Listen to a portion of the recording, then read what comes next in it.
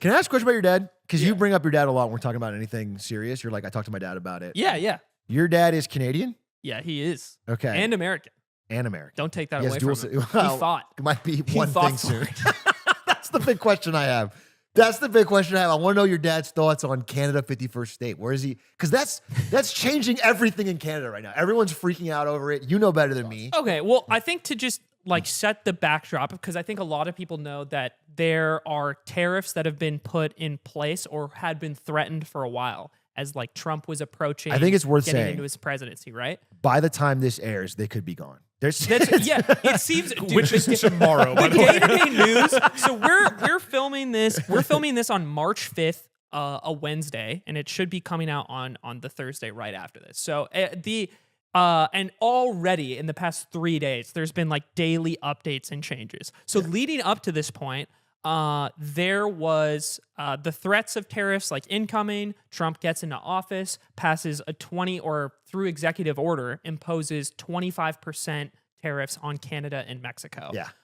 And then almost immediately paused these tariffs in exchange for the fentanyl czar. The fentanyl czar in Canada, and basically more control and effort of like the borders from like the Canadian and the Mexican side. That's what he's asking for, at least. Yeah. Yes. And then he paused for 30 days. And I think something that I didn't quite understand is like when this happened, I thought like he, at least from the Trump administration's perspective, had like met goals that they had in place. And then during that 30-day time period, he said they wanted to see whether or not a final economic deal with Canada can be structured. That's what Trump said. Can I just say, it's very cute that you have notes, because whenever I do this stuff live and I don't know what I'm talking about, I just make it up. But you're like referencing. Well, so actually for the audience, there's nothing in that notebook. It's just blank. I memorized the quotes. Interesting. And that's when Donald Trump said, Aiden's great. And and he doesn't flake that much. Interesting that he said that.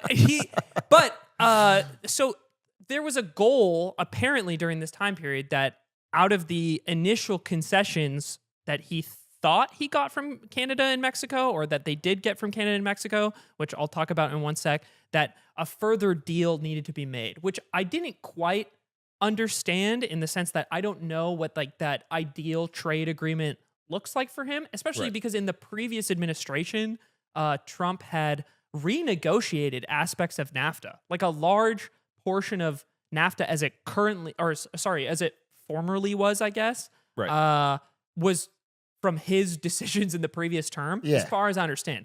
Anyway, this Canada puts in place this like quote fentanyl czar in which I had seen people saying that this was part of a plan that Canada already had in place, or like people were saying that Canada was only taking actions that it was intent on doing already, which might be the case. My understanding is that this pushed it forward a bit, and they did pick a fentanyl czar. Yeah, I mean, so timeline everyone's not doing. He's like, he asked for tariffs, right? And then there's 30 days. It starts out, and then immediately before it happens, Canada says we're gonna have more guards on the border and a fentanyl czar. Yeah. And then Mexico said the same thing. And then similar from Mexico, I think Mexico actually did more. Something that I didn't know is like part of this, Mexico sent 29 drug lords into U.S. custody from Mexican custody in an effort to extradited people in an effort to like appease the tariffs being frozen.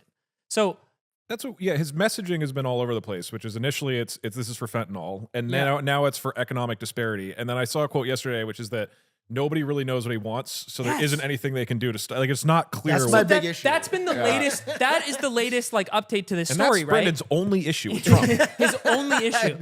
You've been really pro Trump. You've been really pro Trump. Hat is coming on especially soon. in private. Especially in private. When you're away, from your platform, to you later. Okay. But I think that is the frustration from what I can see, right? Because this 30-day freeze runs out, and then the tariffs are just back in place, and Canada and Mexico are like, we did what you wanted.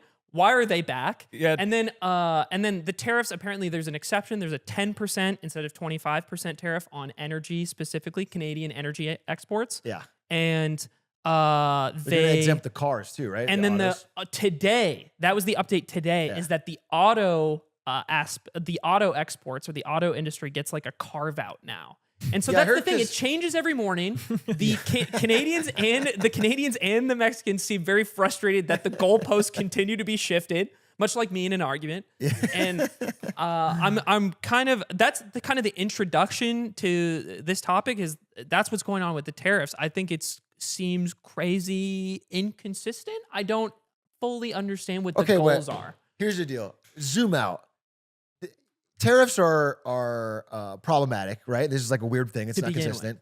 But like for Canadians, it seems like the bigger issue is that all of these tariffs seem to be in service of turning the country into the 51st state.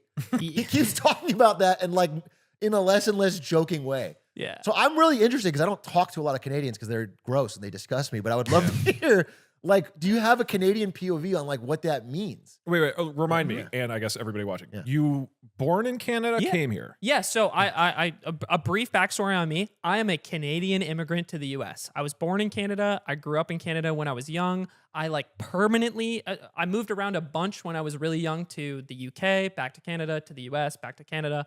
Permanently moved to the U.S. in 6th grade. And I lived on a border town in northern Washington. So I literally lived on the Canadian border. Okay. Like growing up, one of my cross country practices was they would take us to the border, drop us off at the border crossing, and then we had to run back to high school. That's awesome. And so that was a little experience of ICE like would never let you do that today. they would never, dude. Okay, and this is Just a Canadian child running from the border into America.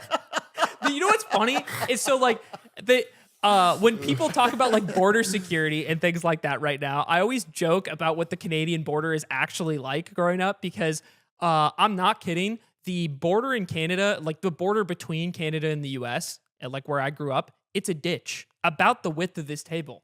Like I would be running to back to high school on this side, and then We're gonna 5 make feet away. Canada pay for it. We're digging the ditch and we're gonna make Canada pay for it. It's well known Canadians can't climb. That's a well-known fact. And then if you They fall and stumble. Yeah. Poor balance. and then you're literally a hop away from jumping into it's very easy. Sure. Like if you wanted to hop the border, I Yeah, guess. with a bag full of fentanyl, which I do occasionally. And then money. that's kind of the circumstance that I grew up in. And also there's a lot of like kind of basic economic ties in that area. Like a really common thing is like if you went to the Costco in our area on Sundays, like 80% of the cars in the Costco parking lot would be British Columbia license plates. Like it's like They're just driving over the border for Costco, and then people that live in Canada come Costco's down our to buy greatest goods. export as a nation. I Right. swear to God, The everyone fentanyl loves there it. is super cheap. Well, you You buy know it. that would put the dealers out of business. You If buy it in Costco bulk. had Yeah. fentanyl. Yeah.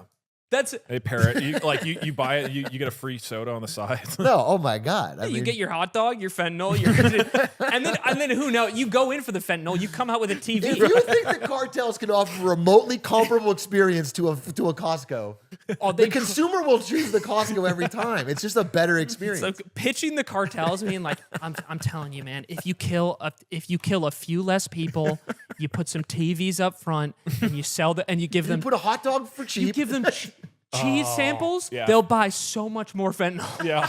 You give them fentanyl samples, they'll buy so much more fentanyl. the Costco fentanyl sample. Woo. Whoa. Just people like passed out on the fucking concrete in Costco. It's like an aisle full of Guy with people. 19 disguises on his 30th time through the fucking fentanyl samples line. I think that, but yeah, so my family's Canadian. Pretty much all of my family lives in Canada.